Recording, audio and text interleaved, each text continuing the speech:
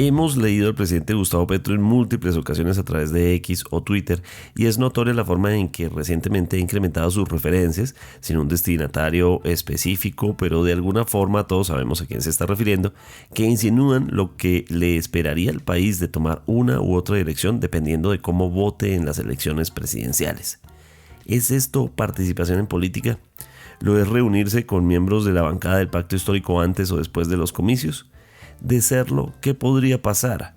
¿Qué pasaría con funcionarios del gobierno que también incurran en participación en política de cualquier corriente que provengan pro gobierno o de oposición? Hoy es martes 17 de marzo. Mi nombre es Carlos Solano y este es el café de hoy del Tiempo. El Tiempo es un medio aliado de The Trust Project. Primero, actualización de noticias de las últimas horas, una que genera bastante estupor y escándalo, y es la posibilidad de que Zulma Guzmán, la mujer que ha sido acusada de envenenar con talio a través de la entrega de unos dulces, unos chocolates a unas menores de edad, habría hecho otros envíos de estos dulces envenenados por ella a otra persona. La fiscalía adelanta el proceso judicial contra la empresaria, pero se conocen detalles de un reciente expediente en el que se habla de la posibilidad de que Zulma Guzmán hubiese usado el mismo modus operandi para otro caso. En este nuevo hallazgo, que se conoce días después de la audiencia virtual que se adelantó desde la prisión de mujeres de Bronzefield ante los magistrados del Tribunal de Westminster en Londres, se conoce que también hay un expediente de un envío que habría hecho Guzmán meses antes del que le hizo a las menores que fallecieron en el mes de abril de 2025.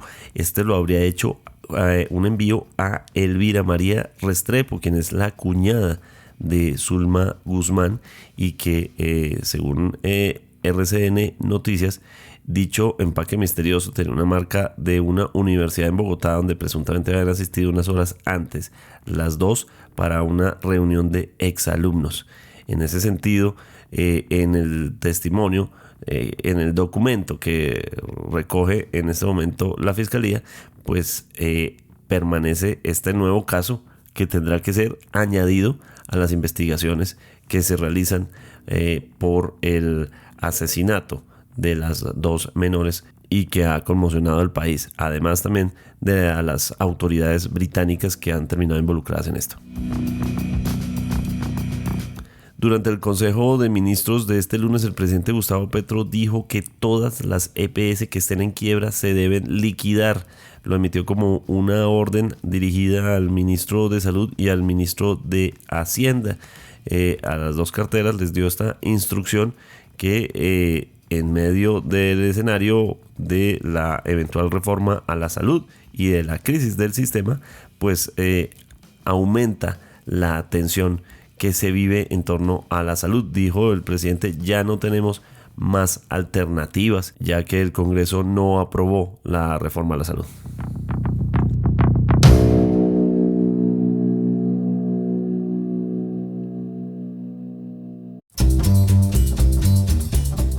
Algunas veces son mensajes encriptados, otros más literales, pero habitualmente no da los nombres específicos. El presidente Gustavo Petro, a través de sus tweets, hace referencias a cómo el país podría cambiar de dirección política, cómo sería repetir fórmulas del pasado que, según el presidente, llevaron a la desgracia del sistema de salud, a la crisis económica, a la explotación laboral, entre muchos otros factores que el presidente ha buscado desde su política llevar un cambio.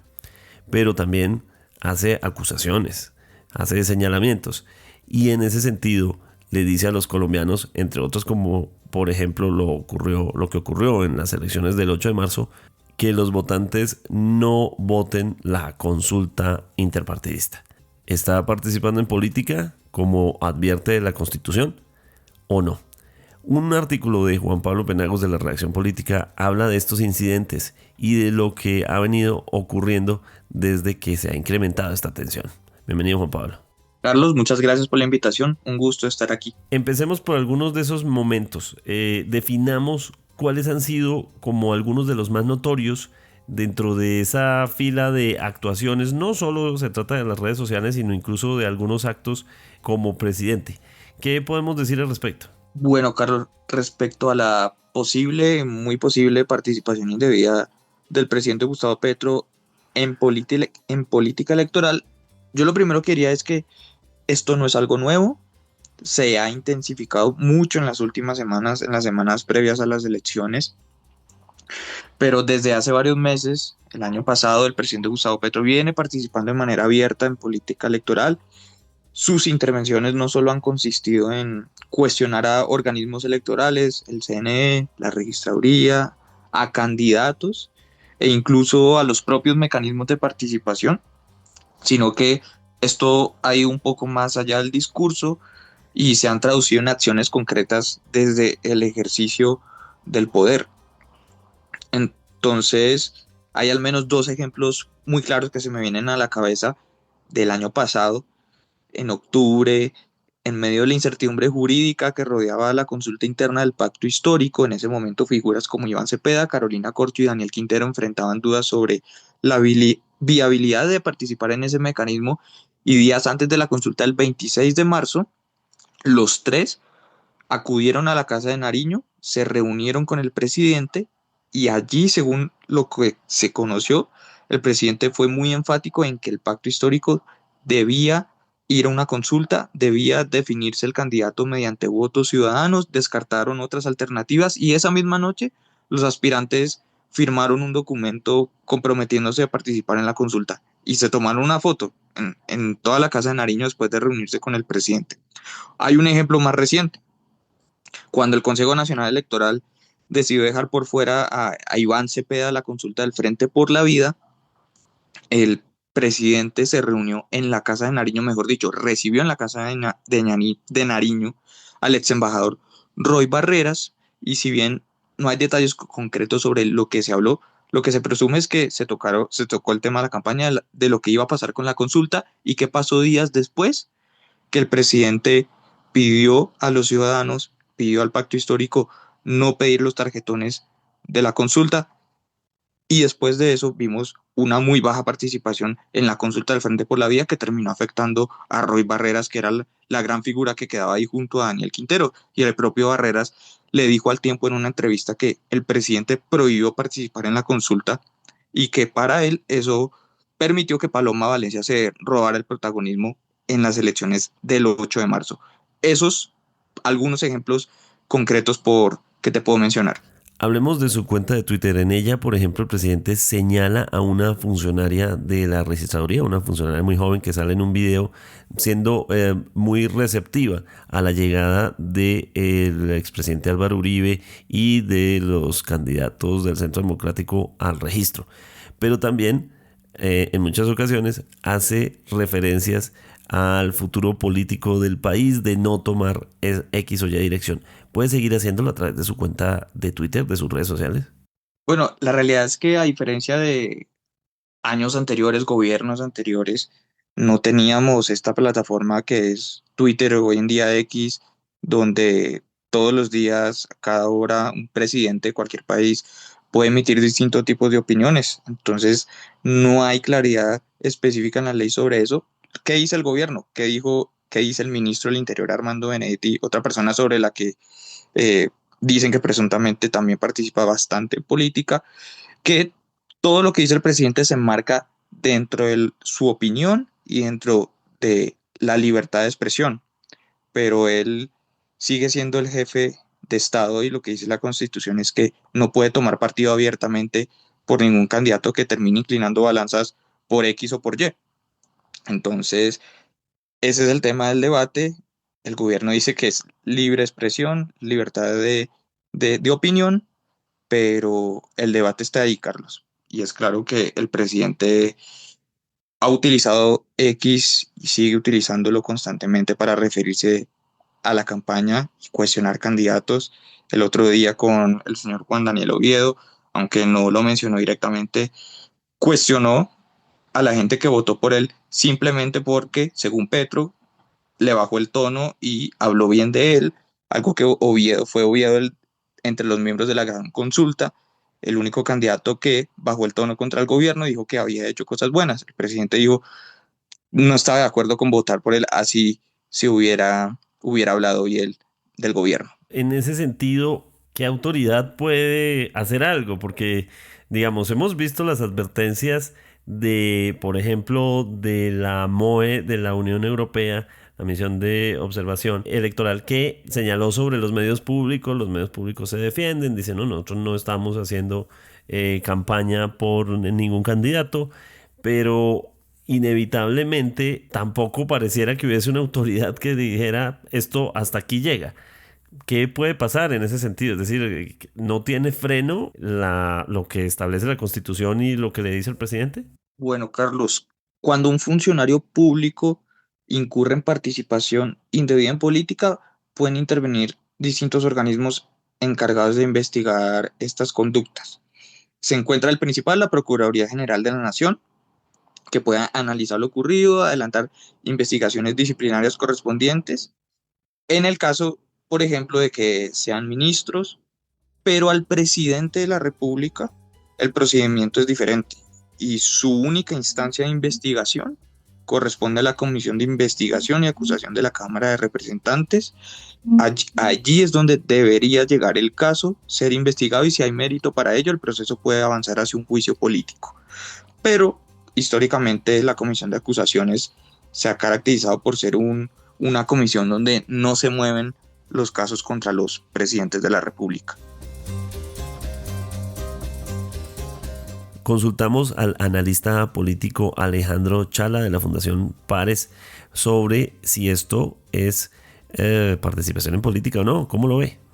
Bueno, Carlos, yo afirmaría que el presidente, como siempre lo he señalado en algunas de las emisiones anteriores a las que he sido invitado en el café de hoy, pues es muy claro que juega bastante en el límite de lo que le permite la ley. Y siento que en este caso hay dos grandes factores que le permiten jugar a ello. Primero, pues el presidente como figura de garantía de la democracia, en tanto, pues claramente todo presidente de la República de Colombia tiene que ser un garante de que el ejercicio electoral se cumpla.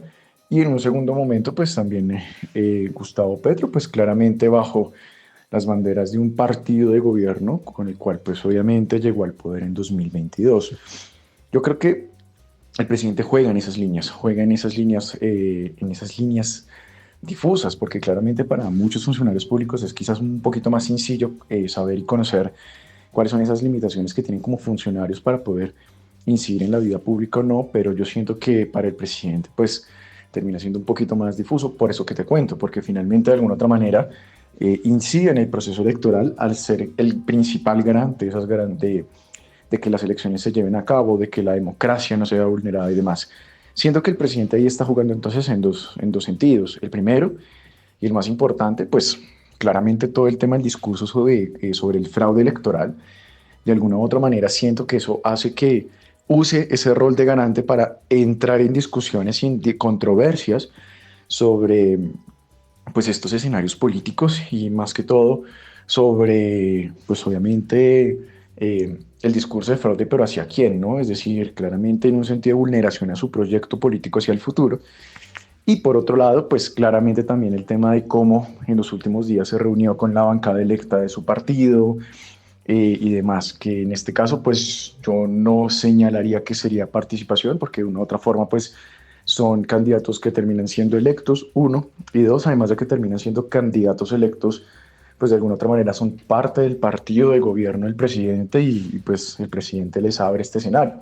Ahí la duda razonable en la cual cualquier otra persona que esté escuchando este podcast me podría señalar a mí es, bueno, pero pues el presidente también tendría que hacerlo con otros partidos, ¿no? Y pues sí, es verdad, pero pues claramente no es una gran tradición en la política colombiana que los presidentes de partidos, ya sean de cualquier bloque, pues acepten a otros candidatos de otros partidos, de otros bloques. Realmente es muy raro ese tipo de situaciones y ni en 2022 ni en 2018 pasó. Entonces, creo que en este caso, pues esa es un poquito la discusión frente a cuál es la potencial injerencia que tenga el presidente. Para mí, dentro de mi perspectiva, no juega en esa frontera, no la tiene tan clara, no veo tan clara una participación directa en política, pero sí creo que el discurso sobre el presunto fraude electoral y al mismo tiempo este discurso de tratar de reunirse con su bancada electa para el próximo periodo legislativo, que igual se cruza por unos días con el presidente, pues de alguna otra manera sí llevan a tener esa percepción, pero en mi caso no lo está haciendo directamente en este caso. Estas acusaciones sobre participación en política no son nuevas, no son exclusivas en este gobierno. Por ejemplo, en junio del 2022, la Comisión de Acusaciones de la Cámara de Representantes archivó una denuncia que había contra el presidente Iván Duque por presunta participación en política. En ese momento la demanda buscaba que al jefe de Estado se le llevara este proceso porque habría incurrido en hacer referencias a los entonces precandidatos que tenía el Partido Centro Democrático al cual pertenece. Pero, por ejemplo, en ese momento el investigador y ponente Óscar Villamizar dijo que no toda manifestación que hagan los funcionarios públicos pueden ser catalogados como políticos o electorales y que para esto debe haber méritos para continuar con investigaciones que no repriman injustificadamente los derechos políticos de funcionarios públicos. En ese sentido, hay un antecedente que permitiría al presidente Petro seguir opinando. Pero en ese sentido, pues también la polarización política está disparada. Pero bueno, Juan Pablo, usted hablaba también de otros funcionarios, por ejemplo, el ministro Benedetti. ¿Qué pasa en el caso de otros funcionarios que incurren en participación en política distintos al presidente? Eso es algo que puede investigar la Procuraduría, que hasta ahora no se ha hecho, o bueno, no sabemos si hay abierto una investigación contra algún funcionario del gobierno. El procurador El Hach dijo que tienen 38 procesos abiertos por posible participación indebida de funcionarios, pero en todo el país. No habló específicamente sobre el gobierno, hasta ahora no hay conocimiento sobre eso. Y en caso de comprobarse la falta, ¿qué puede pasar? Pueden imponer sanciones que van desde suspensiones hasta la destitución del cargo y la inhabilidad para ejercer funciones públicas. Pero no son muchos los antecedentes que hay sobre sanciones relacionadas a participación indebida en política. En el caso de los ministros podría entrar la Procuraduría General de la Nación.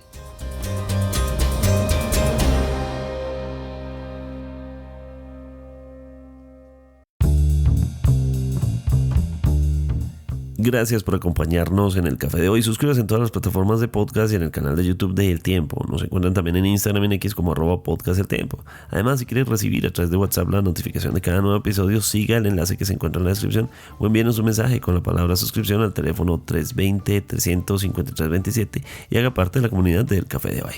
Mi nombre es Carlos Solano.